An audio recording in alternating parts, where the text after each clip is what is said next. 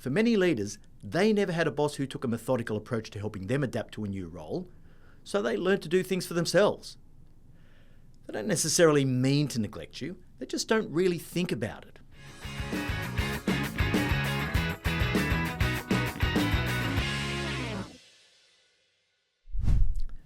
Welcome to Moments with Marty, your short, sharp shot of leadership insight to help you to stay on track between our weekly episodes of the No Bullshit Leadership podcast.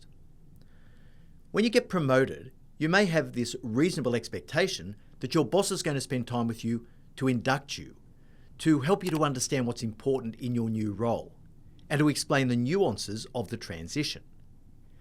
If this has happened to you at any point during your career, you should probably send me a note, because the boss who took that amount of time and care is a unicorn. There are many reasons why your boss may not spend sufficient time or attention on you during your transition. The first is, they have their own problems. Multiple direct reports, pressures from their boss, and a never-ending litany of urgent brush fires to extinguish. They're mostly tuned into time efficiency, so they'll want to spend minimal time on each of their daily demands so that they can fit it all in. Now, of course, you know better. When new leaders come to work for you, it's absolutely worth front-loading the effort by investing in their onboarding. If you don't, you know that you'll pay for it with interest further down the track when they aren't doing the job to the standard you expect. The second reason is they may be trying to fob off their responsibility for induction to HR. In larger organisations which have formal processes, many leaders defer their accountability for the people stuff to HR. Now remember, HR is a source of expert advice, not an execution arm for your leadership work. HR isn't accountable for managing your people, even though some leaders might find it convenient to handball the tough cases through to HR. The third reason is they may lack processes and expert support. This is probably the polar opposite of my previous point. Smaller companies don't necessarily have processes that leaders can rely upon and use.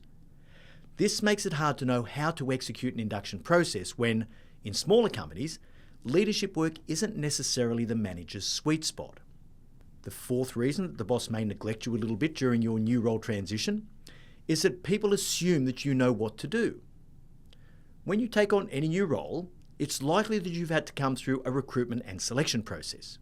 Now don't forget, you've probably just spent many hours trying to convince your new boss that you already know exactly what to do. They could be forgiven for thinking that you are already self-sufficient after you've convinced them that you already know how to excel in the role.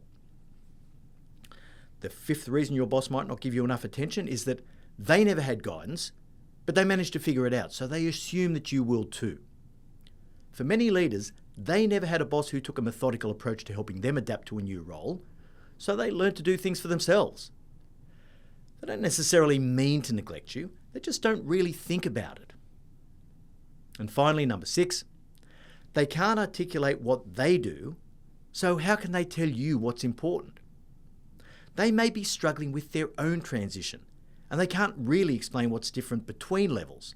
They just don't know. But they managed to survive by becoming more experienced, more resilient, and more confident that they could handle a job after each new promotion. So what's the answer? You need to take control. You need to work out what's required in order for you to be successful.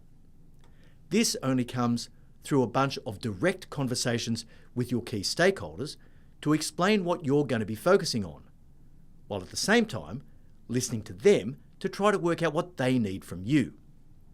Have as many conversations as you possibly can in those early weeks and months to get clarity and to calibrate expectations, not just with your boss, but with every one of your critical stakeholders.